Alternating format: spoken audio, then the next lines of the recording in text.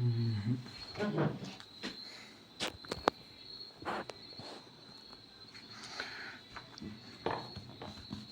है बेटा, the question है कि in figure P Q and R S are two mirrors, ये दोनों मिरर्स हैं, placed parallel to each other to incident ray as they strike the mirror PQ at B. The reflected ray moves along the path of BC and strike the mirror RS at C, and again reflects back along CD. Prove that AB parallel है CD, मतलब ये line इसके parallel है। और parallel कब होती है? जब इसके जो बिटवीन जो एंगल होते हैं वो क्या हो? इक्वल हो। ठीक है, तो बेटा कंस्ट्रक्ट करते हैं कुछ। इसका नाम ई रख देते हैं और इसका नाम क्या रख देते हैं? एफ।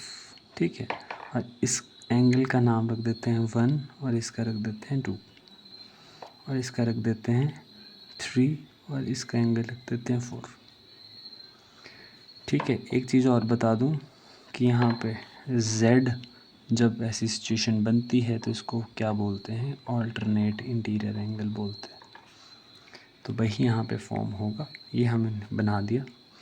अब जो इसने चीज़ें बोली हैं वो चलेंगे इसके साथ लेके। एक लॉ ऑफ रिफ्लेक्शन होता है, लॉ ऑफ रिफ्लेक्शन। ठीक है, लॉ ऑफ रिफ्लेक्शन बोलता है कि जो एंगल ऑफ क्या होता है बेटा?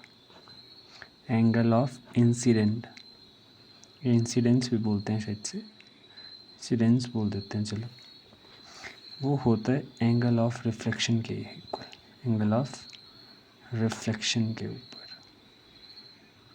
ठीक है, इसमें इसका काम क्या है कि हम बोल रहे हैं कि ये जो एंगल 2 है, एंगल 2 ये है, ये यहाँ से शुरू होगा ऐसे ऐसे करता करता ये ऐसे Z फॉर्म कर देगा। तो हम यहाँ पे बोलने लगे हैं कि जो, अब देखो यहाँ पे एक परपेंडिकुलर लाइन भी हमने ड्रॉ करी थी, तो उसको भी लिख सकते हो आप कि जो BE है वो परपेंडिकुलर है। ये जो BE है ये परपेंडिकुलर होती है, इसके है PQ। परपेंडिकुलर का मतलब होता है बेटा उल्टा T, कुछ ऐसा दिखता है। और एक हमने परपेंडिकुलर ड्रॉ करा जिसका नाम था CF परपेंडिकुलर। ये जो CF है ये परपेंडिकुलर है to with respect to RS। ठीक है, तो हम यहाँ पे सिर्फ इतना सा लिखने वाले हैं बेटा कि एंगल जो 2 है, एंगल जो 2 है वो इक्वल टू है किसके बेटा? एंगल 3 के। और रीज़न क्या है? एक ही है, ऑल्टरनेट इंटीरियर एंगल। और इक्वेशन दे दी मैंने 1।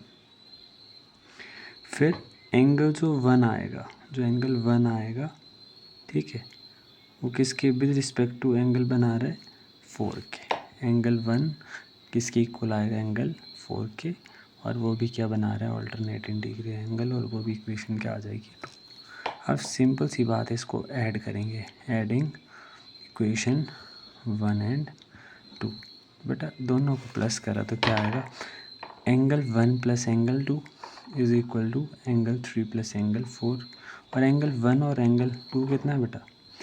B एंगल है, तो इसको क्या बोल सकते हो? Angle ABC is equal to DCB, angle DCB। और मैंने बोला कि कोई भी लाइन पैरेलल जो होती हैं आपस में तो उनके एंगल्स क्या होने चाहिए? इक्वल होने चाहिए। अब मैंने क्या बोला? जो ये एंगल B है ये किसके इक्वल आ गया?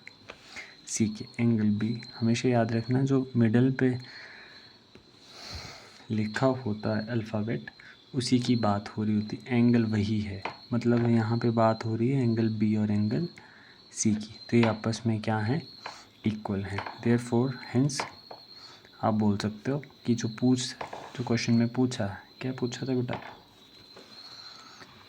कि AB पैरेलल टू CD, तो आप डायरेक्ट लिख सकते हो AB parallel to CD। Why बेटा क्या? Alternate interior angle. AB parallel to CD alternate interior angle से हमने इसको प्रूव कर दिया।